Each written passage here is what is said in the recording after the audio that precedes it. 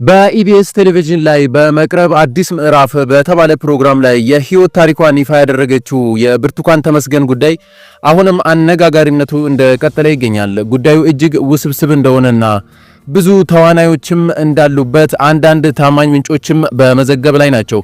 የብርቱካን ተመስገን ታሪክ በኢቢኤስ ላይ እንዲቀርብ ያደረገ ታሪኩ ኃይሌ የተባለ ጋዜጠኛም በፖሊስ ቁጥጥር ስር ውሏል። እርሷን ካለችበት አፈላልጎ በማምጣት ሙሉ ታሪኳን ያዘጋጀው ጋዜጠኛው ሲሆን ቪዲዮ ኤዲተሮችና ካሜራማኖችም አብሮ በቁጥጥር ስር ውለዋል ተብሏል። ከጋዜጠኛ ታሪኩ በተጨማሪ የኢቢኤስ የስቱዲዮ ማናጀሩ አቶ ግርማ ተፈራና አንዲት ሴት ቪዲዮ ኤዲተር መታሰራቸው ተሰምቷል። ከእሁድ ዕለት ፕሮግራሙ ከተላለፈ ጀምሮ በከፍተኛ ሁኔታ መነጋገሪያ የሆነውና ሚዲያዎችን የተቆጣጠረው የብርቱካን ተመስገን ታሪክ የመንግስት አካላት ጣልቃ በመግባት የተለያዩ ጉዳዮች ጋር ግንኙነት አላቸው የተባሉ አካላት ላይ ምርመራ እያደረጉ እንደሚገኝ ተገልጿል። በውጭ ሀገር ሕክምና ላይ ቆይተው ወደ አገር ቤት የመጡት የኢቢኤስ ቴሌቪዥን ባለቤቶች አቶ አማነ ፍስሐ ጽዮንና ወይዘሮ ማክዳ በፖሊስ ቁጥጥር ስር ውለው የነበረ ሲሆን ነገር ግን አሁን ላይ ከእስር መለቀቃቸው ተሰምቷል። ከባለቤቶቹ ውጪ የታሰሩት ጋዜጠኞችና ኤዲተሮች ግን እስካሁን እንዳልተለቀቁና ፖሊስ ምርመራ እያደረገ መሆኑ ተገልጿል። ከማክሰኞ ምሽት ጀምሮ የፌዴራል ፖሊስ የኢቢኤስ ቴሌቪዥን ጣቢያ ተገኝቶ አስፈላጊ ናቸው ያላቸውን መረጃዎችና ማስረጃዎች ወስዷል የተባለ ሲሆን በሁለት ፒክአፕ መኪና ሆነው ፖሊሶችም ከኢቢኤስ ቢሮ ውጪ ሆነው ሲጠብቁ አድረዋል ተብሏል። ፖሊስ ለምርመራ ስራቸው አስፈላጊ ናቸው ያሏቸውን 5 የጣቢያው ሰራተኞች እንዳሰሯቸውና ሰራተኛ ወደ ግቢው መግባት እንጂ መውጣት እንደማይችሉ ሲደረግ ነበር ተብሏል። በትናንትናው ዕለት ከቀኑ 6 ሰዓት አካባቢ የጣቢያው ሶስቱም የኢቢኤስ ቻናሎች ለተወሰነ ሰዓት ተቋርጦ የነበረ ቢሆንም ከተወሰነ ሰዓት በኋላ ግን ሊመለስ እንደቻለ ታውቋል። በሳምንቱ መጨረሻ የሚቀርቡ የመዝናኛ ፕሮግራሞች መቀረጽ የነበረባቸው ቢሆንም ሆኖም ግን ፖሊሶች ውጡ በማለት በመከልከላቸው ምክንያት ያ ሊሆን አልቻለም ተብሏል። የባለ ታሪኳ የብርቱካን ተመስገን ጉዳይ አሁንም እያወዛገበ ሲሆን ነገሩን ፖለቲካዊ ለማድረግ በሶሻል ሚዲያ እየተደረገ ያለው ዘመቻ ግን ትክክል አለመሆኑን እየተነገረ ይገኛል። በዚህ ጉዳይ ላይ በሌላ መረጃ ስለምንመለስ ቻናሉን ሰብስክራይብ በማድረግ ተከታተሉን እያል ወደ ሌላ መረጃችን ስናልፍ በፌዴራል መንግስትና በህወሓት ታጣቂዎች መካከል አሁንም መካረር ቀጥሏል። በዶክተር ደብረጽዮን ገብረሚካኤል የሚመራው የህወሓት ቡድን ጠቅላይ ሚኒስትር አብይ አህመድ ለትግራይ ክልል ጊዜያዊ አስተዳደር ፕሬዝዳንት መረጣ ያቀረቡትን የእጩ ጥቆማ ጥሪ የፕሪቶሪያን ስምምነት የሚጥስ አካሄድ ነው በማለት ተቃውሟል። የህወሓት ቡድን ይህንን ክስ ያቀረበው ጠቅላይ ሚኒስትር አብይ አህመድ የትግራይ ህዝብ የክልሉ ጊዜያዊ አስተዳደር ፕሬዝዳንትን የሚተካ እጩ በኢሜል እንዲጠቁም ጥሪ ካቀረቡ በኋላ ሲሆን የፌዴራል መንግስት የትግራይን ህልውና የሚፈታተኑ ሁካታና ግጭትን የሚፈጥሩ ስራዎችን እያከናወነ ነው በማለት ከሷል። የህወሓት ቡድን ባወጣው መግለጫ የኢትዮጵያ መንግስት በፕሪቶሪያ ስምምነት መሰረት ሊፈጽማቸው ይገባ የነበረ የትግራይ መብትና ደህንነትን የሚመለከቱ ወሳኝ የስምምነቱ ይዘቶች የመፈጸም ተግባር እያከናወነ አለመሆኑን ገልጸው በስምምነቱ የሌሉ ጉዳዮችን በብቸኝነት በትግራይ ላይ በመጫንና የሰላም ሂደት በሚጎዱ ተግባራት ተጠምዶ ይገኛል ሲልም የፌዴራል መንግስቱን ወቅሷል።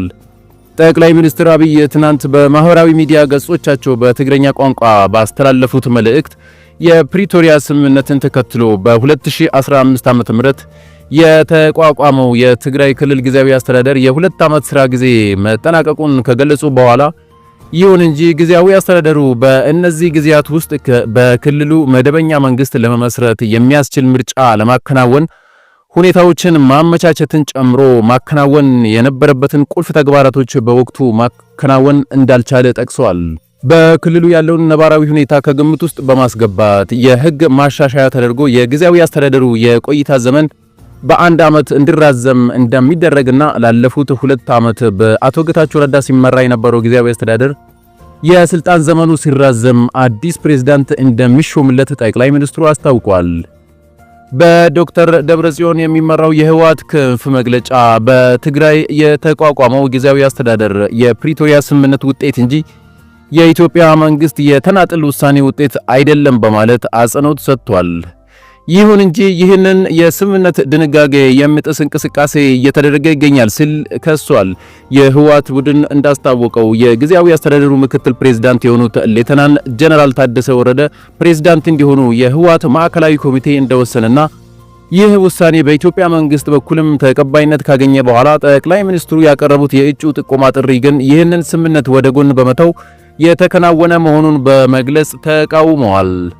ጠቅላይ ሚኒስትሩ በበኩላቸው ባስተላለፉት መልእክት ጊዜያዊ አስተዳደሩን ለማቋቋም በ2015 ዓ.ም የወጣውን ደንብ በመጥቀስ የጊዜያዊ አስተዳደር ፕሬዝዳንትን መሾም የጠቅላይ ሚኒስትሩ ኃላፊነት መሆኑን ገልጸዋል። በፌዴራል መንግስትና በደብረጽዮን የሚመራው የህወሓት ቡድን መካከል ነገሮች እየተካረሩ መምጣታቸውን ተከትሎ አሁንም ሌላ የጦርነት አዙሪት ውስጥ እንዳይገቡ አንዳንድ አካላት ስጋታቸውን እየገለጹ ይገኛሉ።